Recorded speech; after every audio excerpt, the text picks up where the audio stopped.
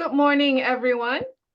Thank you for joining us in this webinar organized by the School of Education Global and International Engagement Unit. Today, we are honored and most grateful to have our distinguished guests, 3 scholars from the University of Ghana in Accra and from Indiana University, Indianapolis. Dr. Efua Mantey is Senior Lecturer in the Department of Social Work and head of the Center for Advocacy and Disability Studies Office at the University of Ghana. Dr. Tina O'Neill is Clinical Assistant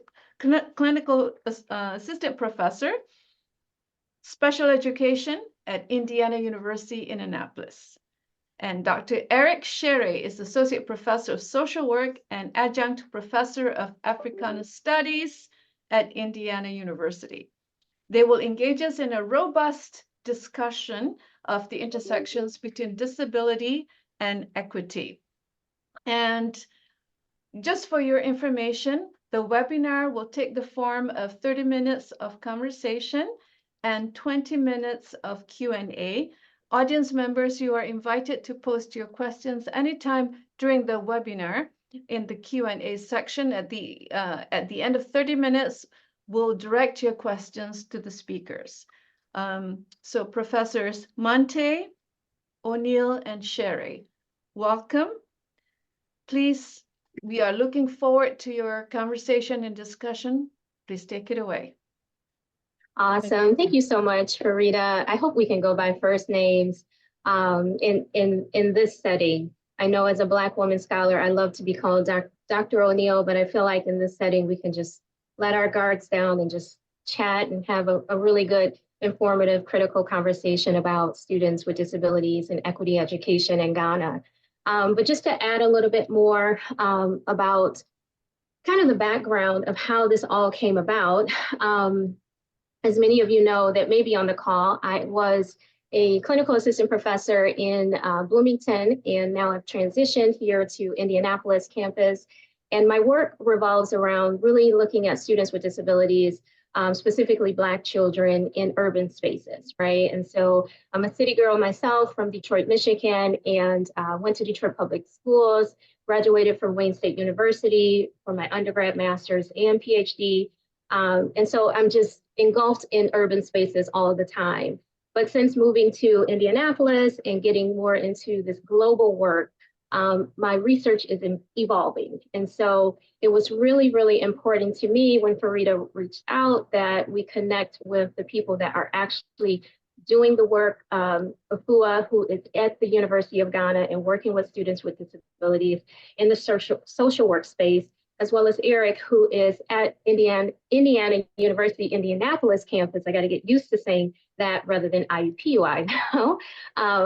But doing that work in the social work space too, and then also having this more of a historical global background as well. So we have kind of 3 talking points that we want to get through today. I was a teacher for 13 years before transitioning to academia.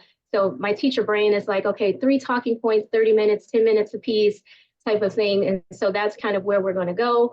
But we're going to start with talking about collective cultural trauma. And then we're going to move into talking more about the inequities around students with disabilities in Ghana.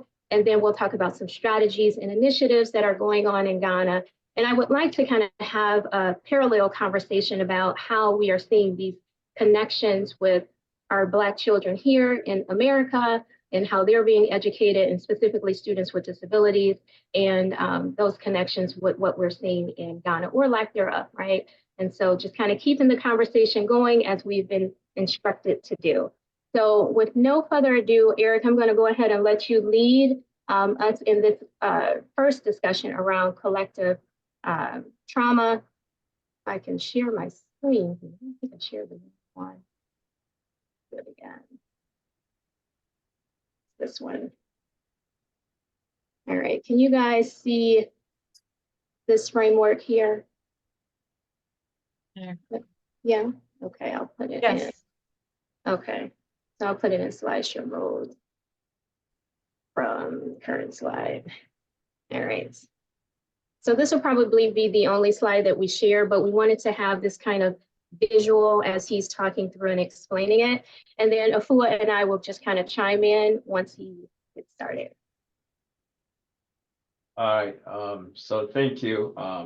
Thank you all for being here with us this morning. And Farida, thank you for getting us together in this way. So, because of time, with our conversations, we are talking about, I think one of the issues that are important to understand as we talk about the way we see persons with disability and students in particular, I think in Ghana and then even across the globe, is the understanding. For me, I look at it from that epistemic standpoint, and it's kind of, when we look at it, we are really implicated people and subjects in different ways who are reenacting and reproducing the ideas of the past, and that has been rooted so much on this binary normal versus abnormal, and the categories that we've been using that are along the lines of human hierarchization. And when you think of that, I mean, white supremacy does a good job of really helping us to see what that hierarchization look like and the way it operates through racialized slavery.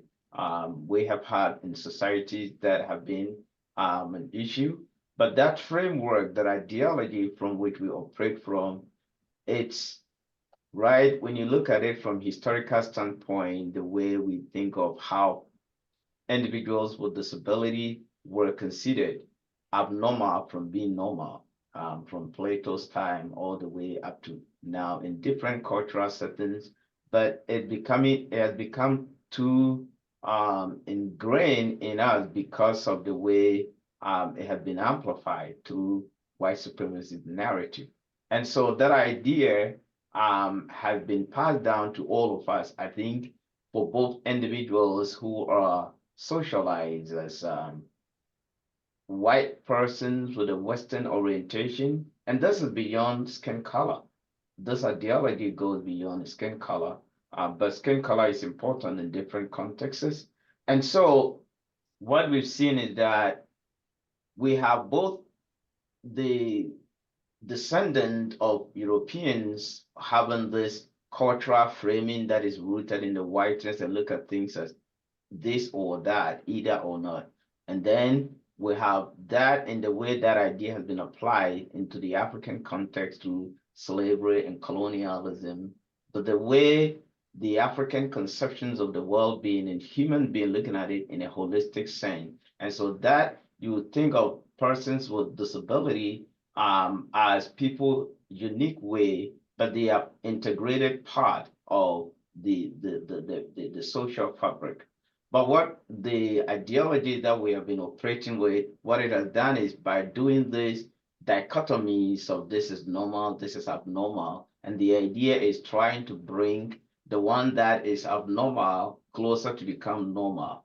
So it has functioned in a way that we now operate with this ideology that all the time split wholeness, but we are actually looking for wholeness, and so as you can see in this framework, how I operate it, particularly in the African cosmology, the Africans have these multiple and overlapping intersectional identities. And when, like, for instance, when you see like in a forest, when you are far, you might see like all of the forest, you can see this green, but when you get in there, the trees have different shape. They are uniquely shaped, but it is those uniqueness that also constitute the whole. And so this idea about the distinctiveness, but that distinctiveness is also interconnected and intersect with one another. And so it's difficult to separate and say, this is normal, this is abnormal. But now as this thinking getting into us through these historical pathings, that resulted in the ways that the Africans began to develop coping, adaptive, and transformative capacities. And so our approach to dealing with disabilities today also come from that same intergenerational pattern. And so when you look at this framework that I have, when I have the transmission of intergenerational cultural trauma, in the African cosmology, and I think today what we see is there are coexistence of the coping capacities that were initiated to survive white supremacy's logic in slavery, colonialism, and that shaped behavioral patterns and how we see that even today in terms of persons with disability. And then we have the same cultural template that has also been passed down to the same others in a more Western lens. So most of our Western orientation are grounded in some of these things. And what this narrative do is that they actually split. It is like a tear. It's a social injury in the sense of, shared and intersectional relationship that make life the way it's supposed to be so that we can understand life in its complexity. So like, from that understanding, if someone is shown to be with some form of disability, it is considered a unique way of human expression. And that has nothing to do with their ability. But because this conception we look at it more from more, external features, physical features, as a way of describing beauty, normality and all of those things. So that has, overshadowed the inner quality and the potentiality that exists within anybody as a human being beyond their physical features. And we see that the way we see even in beauty, we see when we think of even athlete, we see all of the different ways, and then the skin color as like fairness is like a standard of beauty, and all of those things in the same way is being used to shape how we view persons with disability and how we respond to them, in that way. And so the more we continue to do that, we are always going to see this exclusionary practices that marginalize persons with disability. And then even in our inclusion criteria, it's almost an implicit that if you bring these people here who are abnormal closer to those who are normal, they will learn and become normal, which sometimes even create additional hurdles. So sometimes you see that our initiative and equity journey are also even entangled in the same narrative that generate violence, stress, and issue that sometimes can cause people who purposely, we claim that we are helping them, but sometimes we actually hurting them. And that itself create a psychological barrier, which then connect to access and access, and then it leads to, inability to utilize resources that potentiate human potential, regardless of how people look like. So I will stop here. I think and you continue as we go. We'll talk about more of the Yeah. way the features play out in more practical way.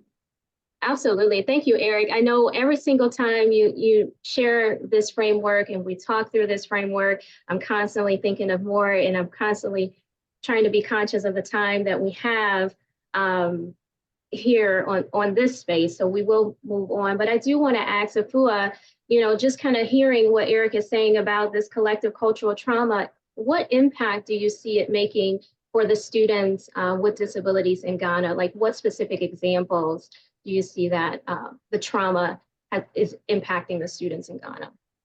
Yes, what I would say is that I'll take it from the how education started in Ghana, because there's so much inequality when it comes to education in Ghana, and it's worse for persons with disabilities. Because if you look at the inequality for education, you can trace its roots, to the colonial era, when formal school in Ghana spread unevenly along the geographical, gender, and ethnic lines, because the colonial masters, try as much as possible to move education to where their activities, they try to engage a lot of their activities. That's along the coastal areas and also in some places that they feel that education will help them and to get the expertise of these people. So when it comes to gender, especially women,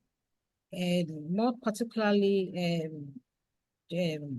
women or girls with disabilities, these missionaries or the colonial masters never had anything in mind for them because they believed that the ultimate goal for education for girls was for them to acquire some domestic skills to make them better wives. But unfortunately, the concentration for these, group of people, that's girls, were vocational or technical, to give them vocational technical skills where they were being taught how to cook, how to sew, because they felt that all that they need is to just get these domestic skills to be able to be better wives in their homes. And as a result of that, as Eric said, this ideology, this idea, has been ingrained into the minds of our, forefathers, and we have grown with it, where they feel that there are some category group of people who are not supposed to be in school, though they are trying as much as possible to do away with these ideas. But then it's very difficult. It's a gradual process, and it makes it, even difficult to get a lot of girls in school, more particularly the girls with disabilities. So the situation is worse for persons with disabilities in general, not only girls with disabilities in general. Even those who get access to go to school, at times it's very difficult for them to complete school. Despite the fact that we have a lot of policies and programs that is committed to disability inclusive education for persons with disabilities. It's very difficult for them to finish school, and there are a lot of factors that come to play when it comes to having these group of people to be part of the educational system, even though Ghana is practicing inclusive education. Yeah, and I think one of the things that you shared to me just even recently in as it relates to students and serving students with disabilities, there's like one special education teacher for several buildings, right, that have to cover. So one of those kind of barriers is to meeting all of those students' needs. And we can see that right here in America with our special education teacher shortage. I can't tell you how many districts are reaching out to me saying, hey, do you have any special education teachers coming down the pipeline that we can reach out to? Because there is this shortage as we are growing in our population, as well as Ghana with our students with disabilities. So I guess my next question, or we can kind of move to the next topic, is what are the historical and current factors, and Eric, you can kind of chime into this as well, contributing to the inequities in the Ghanaian educational system as we are moving into inclusive education. I think the law was passed in 2016 to move Ghana into inclusive education.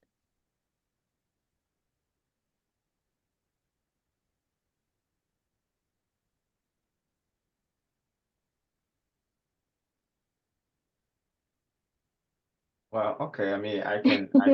Anyone jump in when you're ready. Okay, I thought Eric was taking that. Sorry. Yeah.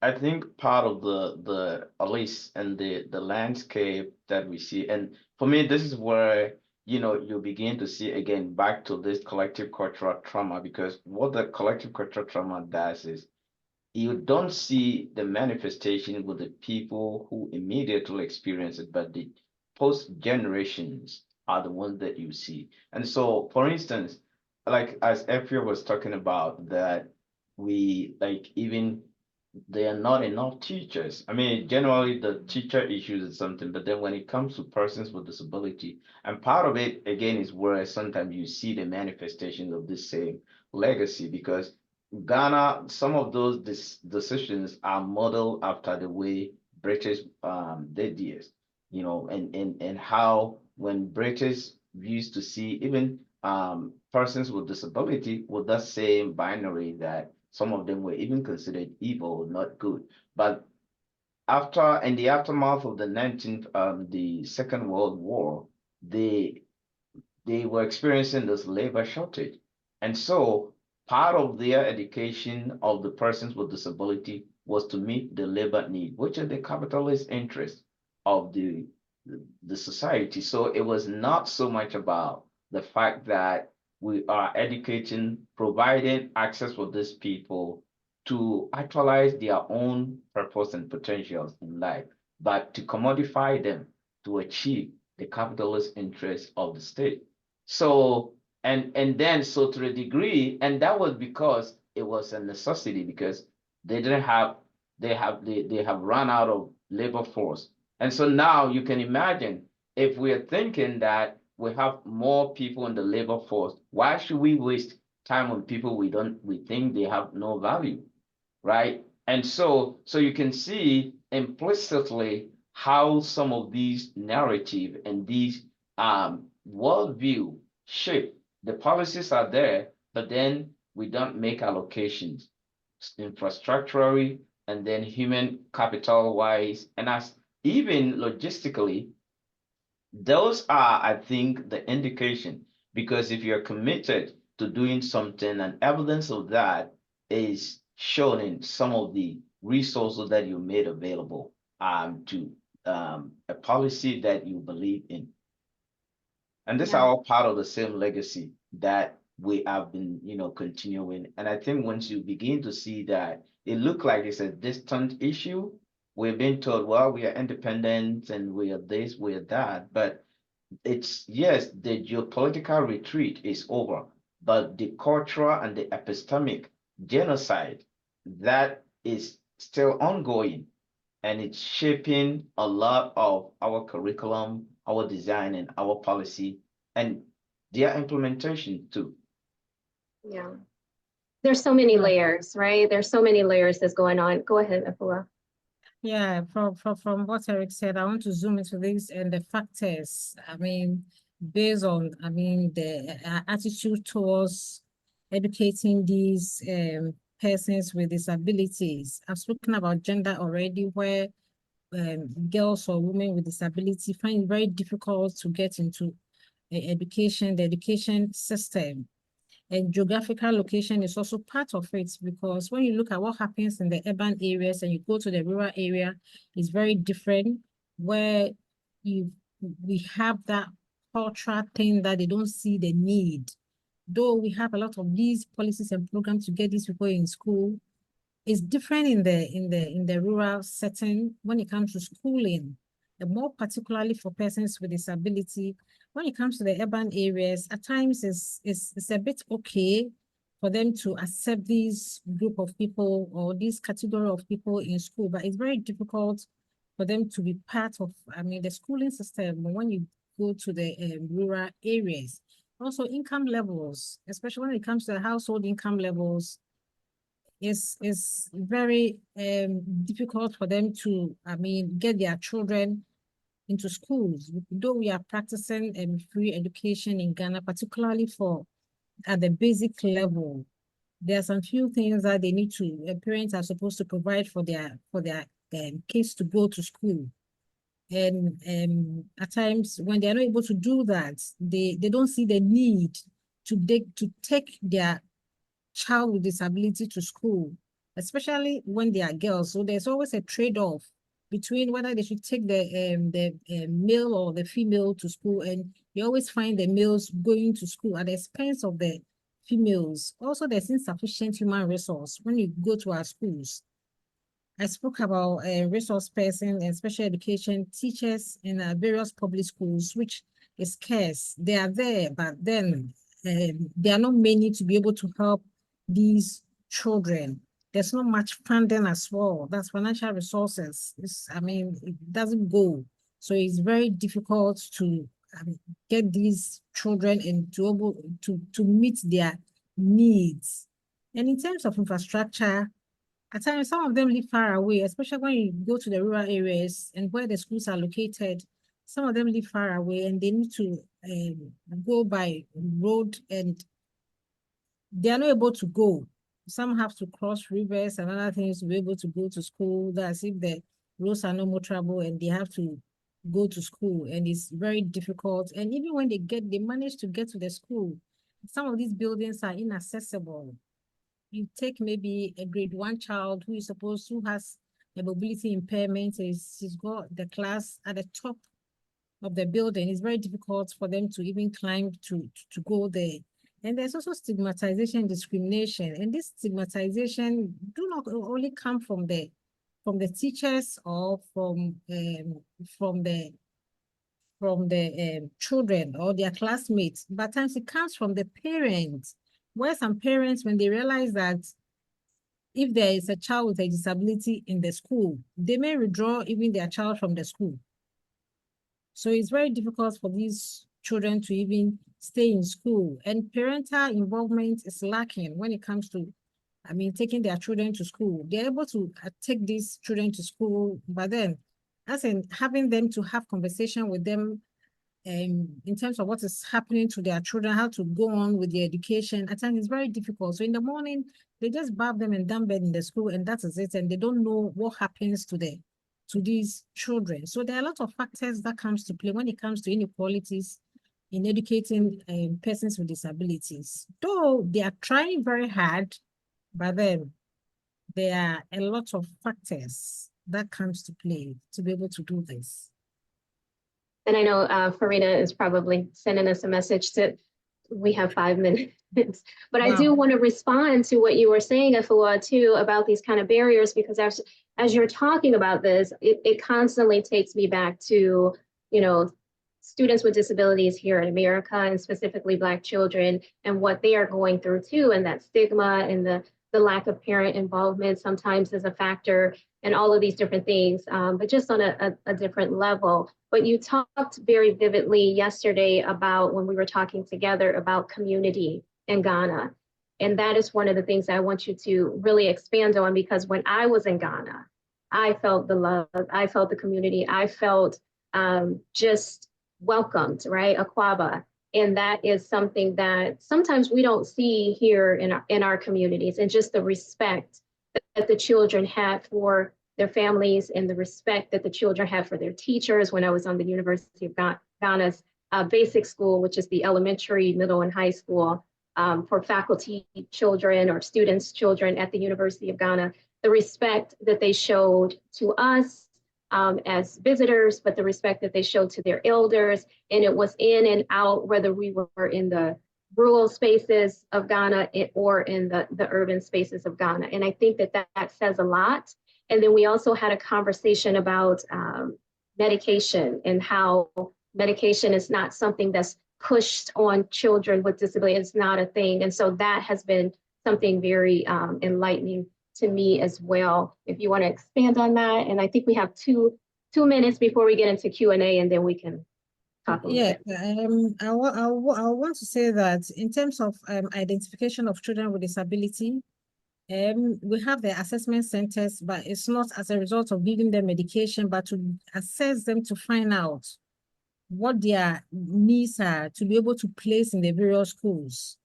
So it's not about giving them medication, but I assess them to make sure that they are given the right kind of education through the the assessment reports. And to touch on what you said again, in terms of persons with disability, the fact that they are in a family, they believe that the family is supposed to take care of them.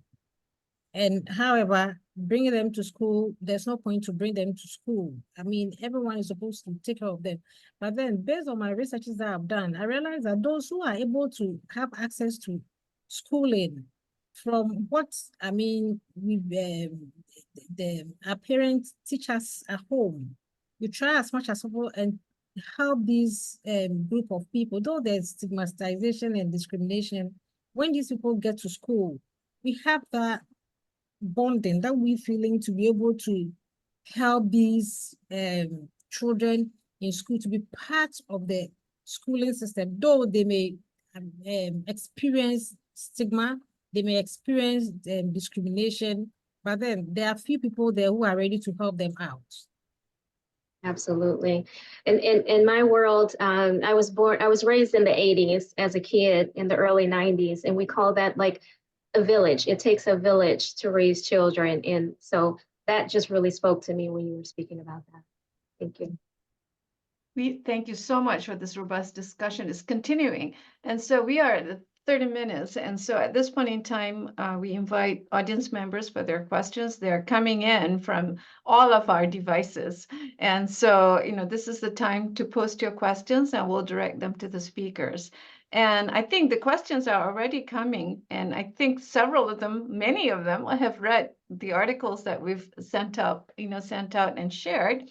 And so one of the first questions that have come in, and I know you have questions for each other as well, so just continue with that if you'd like. But one of the first questions, there's one now at the Q&A, and I'll take that one.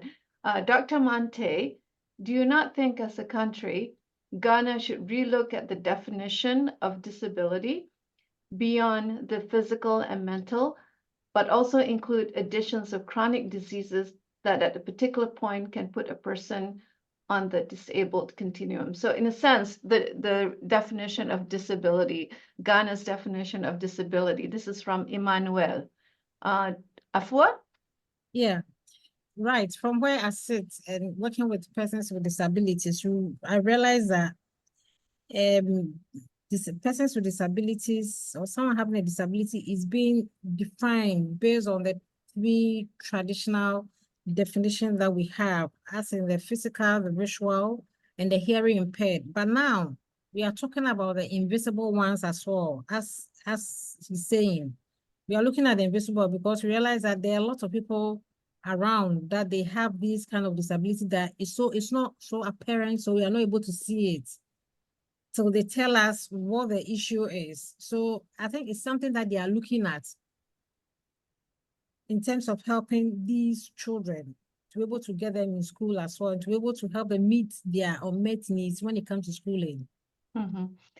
I think one of the questions is in response to what you wrote, Efua, which is the difference between the medicalized definition of disability versus the social model of disability. And I think you're trying to, make the distinction, but at the same time, problematize the social model. So you want to speak about that because that speaks to Emmanuel's question as well. Right. In terms of that, I mean, when you look at the medical model of disability, they try to look at the physical aspect of what is happening to the person and try to find medication for the person. But then in the social model actually talks about the barriers in the society that do not allow the people to be able to, live properly and to, achieve their potentials to enhance their well-being.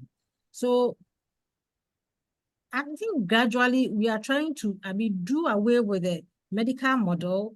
But then when you look at what other scholars are saying, combination of these models with the environment will be able to help us to get these people included in our various societies and communities. Mm-hmm. You criticize the social model too. Do you want to talk about that?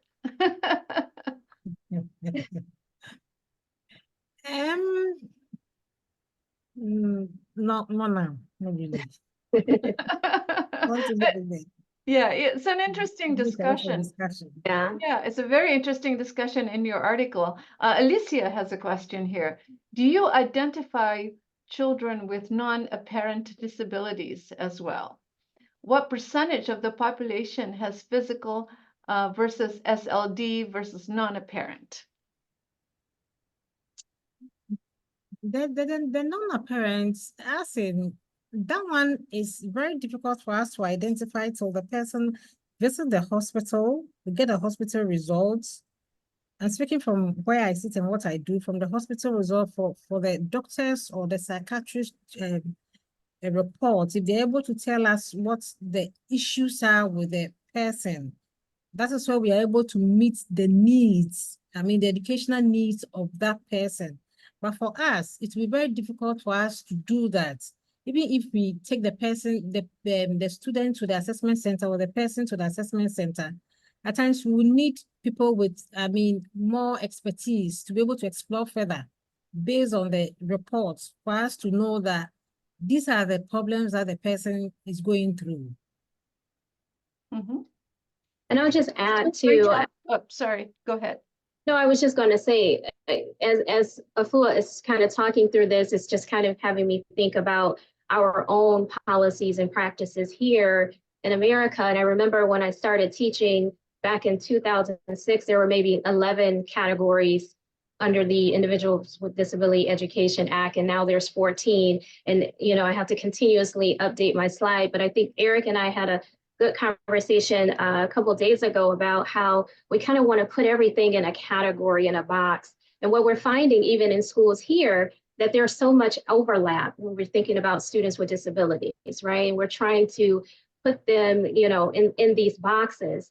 So one of the things that we teach in the School of Education in Indianapolis, we talk a lot about disability studies and critical race theory, and really looking at these kind of multi-layer, multi-dimensional identities of students, and understanding that we don't need to so much categorize them, but more so put their voices at the front and let us know what it is that they need versus trying to critique this definition of what disability truly looks like. Because the truth is we're all unique in some type of way, right?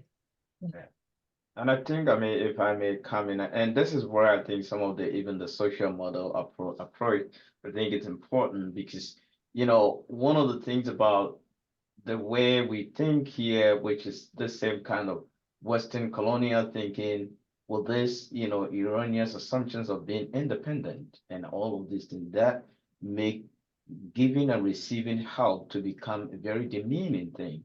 But when all of us, we need help, every one of us in different ways, but how I need help might be different from how another person needs help, right? But and so when we find people in the context of family, so that is one of the things that in most of the indigenous African practices, the idea that, you know, we say that there's no one is an island, but here the focus is independent, independent. And I find it very interesting. Sometimes when I ask people, how comfortable are you if you're asking maybe this other person to give you just $100 bill when you really need it? People find it very uncomfortable to think about something like that. And it's not that they don't, but it's when you go to it, you begin to see the social stigma attached to it will demean them.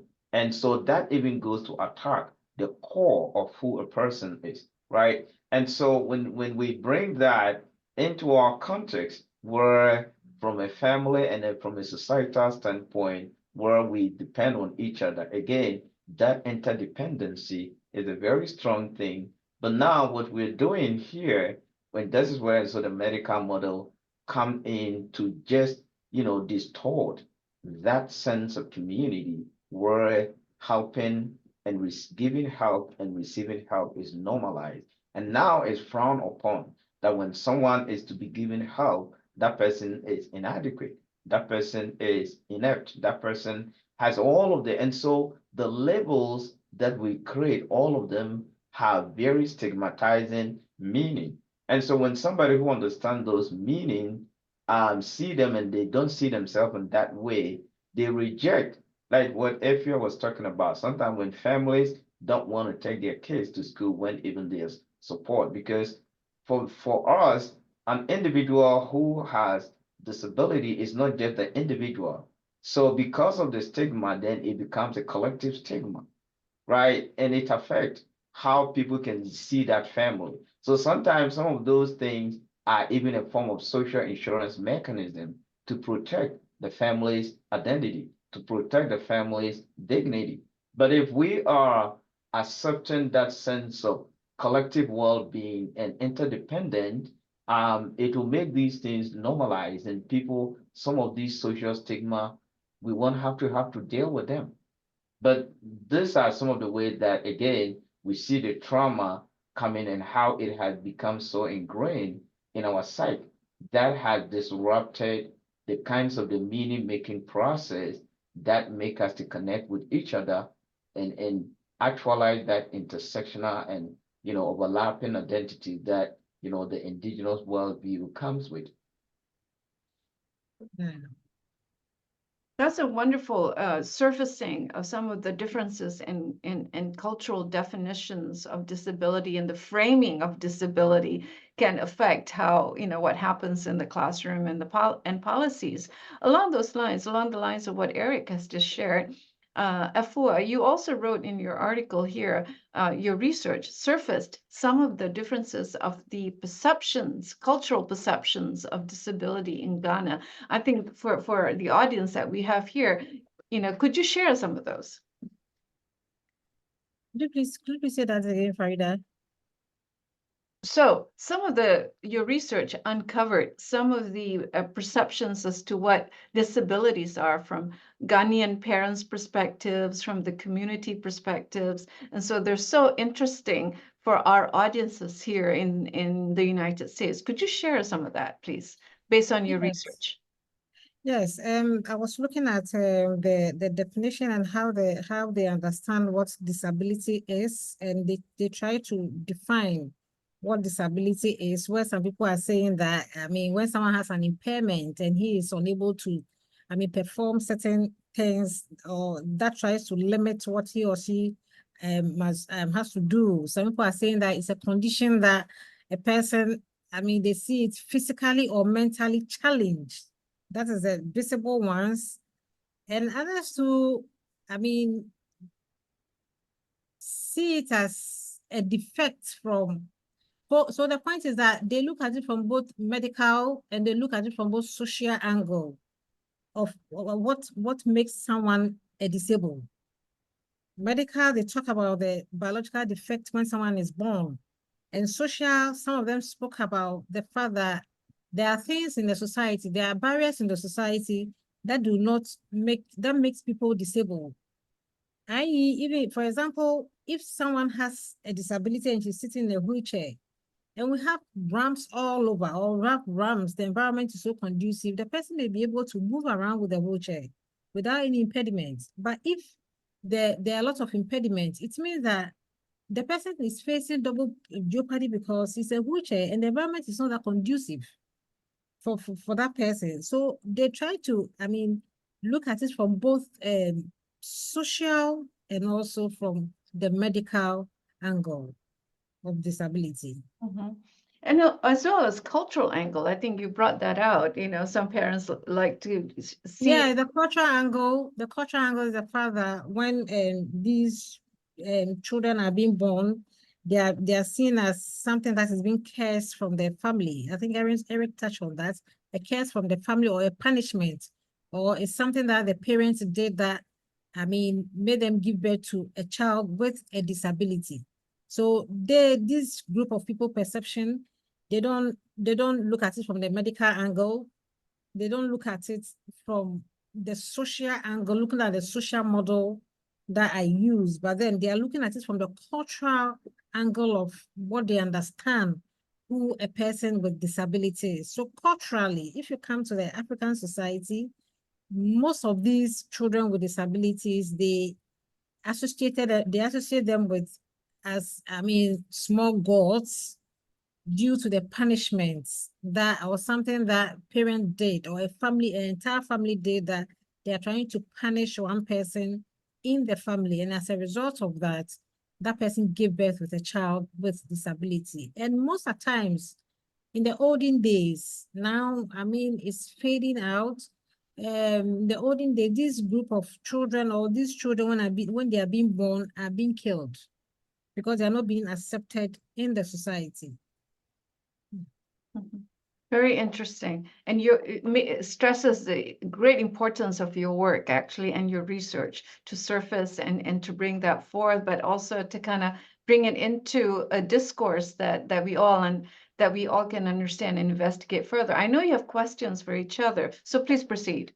Yeah, and I know I'm paying attention to the time as well, Farida. I wanted to, because Eric and I have both developed study abroad programs to Ghana. And specifically for me, from the School of Education, we are looking to come in and just observe and have our pre-service teachers see teachers in action, specifically teachers working with students with disabilities. So we're going to, as Efua knows this already, Echoing Hills Orphanage and the University of Ghana's basic school, as I mentioned before, Garden City Special School, and we'll be out there in May, as well as Eric with the School of Social Work, and he can expand a little bit more on his study abroad program that he's doing. But what I wanted to ask Efua is, where do you, as we're doing more work here at Indiana University with Ghana and partnering with the University of Ghana in various other spaces using the Aya Center, where do you see us being most helpful? I know when I talk to my Ghanaian colleagues, they're like, we want,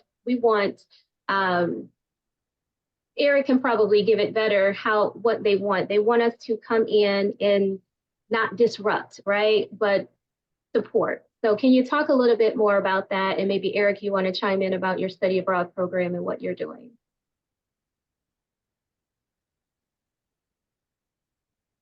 Yeah, I mean, Efua or me, Efua, do you want to go first before I come in? Eric, go first for me to get an understanding better, please.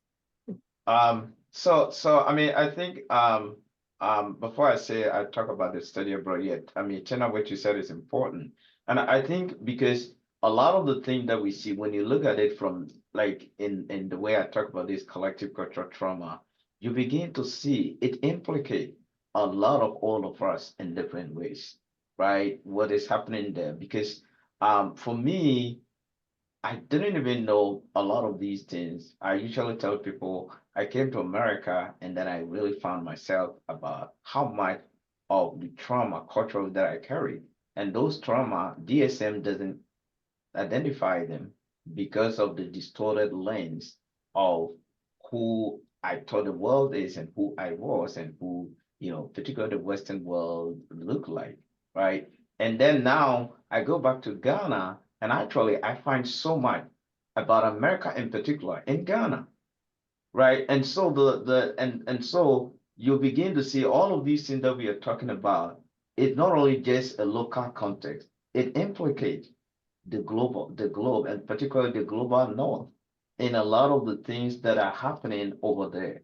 And so I think the idea that we want to go there and do something, do this. And so for me, I won't go in there without understanding of who we are and how we have been culturally traumatized by white supremacy ideology that bring all these categories and all of the things. It's the same, I mean, we're going to continue that same legacy, and it will be more harmful than good, but we might think we're doing good, right? And because that trauma, it manifests as the way life is supposed to be. But in the way that it does, like when you have everything we do is based on hierarchy, but that hierarchy is an assignment of power and privilege. So everyone position on the hierarchy is connected to power, privilege, but it is also violence is embedded in that because of the harmful practices, the genocide, and the thing that resulted in enslavement and all of the issues, now the neoliberal approaches. And so I think it comes back to, again, the medical model, because for a very long time, we never even considered these people to be anything worthy of society and capitalize on that, and, to advance even the same colonial project. But today, most of these increasing interest sometimes is not even about the issue itself, but it's also providing a justification for big pharmaceutical companies to make gains. I mean, we have built a system where people's profiting is at the expense of others suffering. So, and that is culturally, it's abnormal. Can we, develop a system where our actions do not generate harm? It's something we need to, and so we need to reconsider how we frame some of these issues when we are thinking we are going into those spaces. And because if we don't understand how we are implicated in the context and the way it is, we will continue to be members who engage in collective injury. But that's not what we want to do. And I think it's important just to add to what you're saying, Eric, that the most important thing too is to bring the Ghanaian voice to the center of the conversation, right? Exactly. So that's why. Yeah. Yep. Mhm. Yeah, to add to what Eric said in terms of cultural trauma, I would say from some readings or speaking to some elderly people, I mean, in course of my disability research, the information they gave me was that culturally, when a person has a disability in a family, they never dispose that person or they never kill that person, but rather they saw the person as an ancestor. They saw the person as an ancestor and rather gave reverence to that person in that society. But with the advent of colonialism, where people started going to school, I mean, they try to change, I mean, those ideologies, how we should handle these group of people when it comes to persons with disabilities. And based on that, in the olden days, you have some families or household who never allowed their children or members of the household to, I mean, be part or take part in this Western education because it's becoming, or it became very harmful to what we practice and our beliefs in the Ghanaian society. Thank you. Yeah, and I mean, I think so. Before I share, and those are some of the things that we need to understand. I think those, I mean, these indigenous norms and patterns, and a key component of that is even spirituality. It is a very strong component, but our Western thinking doesn't even consider some of those aspects. But whole life and its wholeness is that is a key dimension of our culture when we think of wholeness and well-being. So, it's one of the reasons I think that one of the, as Tina said, the course that I'm trying to do, the study abroad to Ghana, is unpacking structural racism and through a critical exploration of the historical side. Because I think sometimes the way we think about some of these issues, even here, how we talk about race and we talk about race relations is becoming so divisive. And again, you see the categories, this, that, and we need a collective agency to be able to design a system that produces collective healing, not perpetuate a collective injury, right? And so it's beyond anything that, okay, this is the victim, the perpetrator. Depending on where one stands, we occupy temporalities and these hierarchies. So on one end, somebody can be like a perpetrator. Somebody can be assuming the position of a victim and things. So there's no clear cut out, but we are all immersed in this thing that is rooted in structural and systemic, but they have origin in history. So this course that I'm planning to do is is to use those sites to visualize the inner workings of structural racism and building structural competencies that will make us look at these issues beyond the individual social identity that are not fixed, but are, animated, given the context and to produce and to reenact the same issues so that we can begin to see whether I am Black, I am white, I am African, I am this, I am that. I think those things implicate us in different ways, but how do we see them and how do we come to embody something that has structural root, but how do we come to embody them so that they come out through our action? We are not the source, but identifying the root cause of it, but then the mechanism by which we come to embody them so that we can begin the process of disrupting and engaging in a healing and reclaiming our collective sense of being in different ways that can work to reduce inequalities. So this is what this course is really about. Mhm. Dr. Kyere and Dr. Mantey, you've left us with such huge thoughts that we will, that I think is just incredible for us to continue thinking about it. If you pushed us into thinking, further beyond where we've been. And so we're very grateful for that. So I'm going to bring this webinar to a close and invite Dr. O'Neill to kind of, bring our webinar to a conclusion. Dr. O'Neill? Yes, absolutely. So I just want to say thank you so much, Farida, for putting this together. The work that you are doing is amazing. You and I, we connect all the time. But I want to thank Efua and Eric for also joining me on this webinar. As I said, it is important that we center the voices of our Ghanaian people as we are trying to do work in Ghana. And so that was why it was important where we said, it's normally just two people. I was like, no, we have to have a three-way conversation. So I just want to say thank you. I look forward to doing more work and connecting more with you, Efua and Eric, as we continue to do this work here at Indiana University.